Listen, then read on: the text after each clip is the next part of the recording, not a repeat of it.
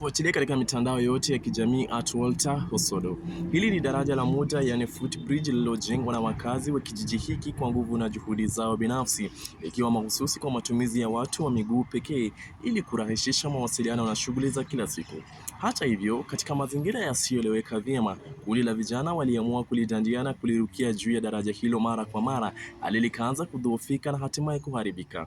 Baada ya kubaini hatari iliyokuwepo, vijana hao walitoa onyo kali kwa wananchi, wakiwatahadharisha wasivuke daraja hilo kwa sababu ya usalama wao. Licha ya tahadhari hiyo, baadhi ya watu walipuuzilia maonyo hayo. Miongoni mwao ni mzee huyu ambaye alijaribu kuvuka, lakini kwa bahati mbaya akasombwa na maji, huku wengine wakinusurika kwa taabu wakikimbilia usalama wao. Je, swali la msingi linabaki, kitendo cha vijana hawa kilikuwa cha busara au kilichangia kuhatarisha maisha ya wananchi? Na ni nani anapaswa kuwajibika kwa tukio hili?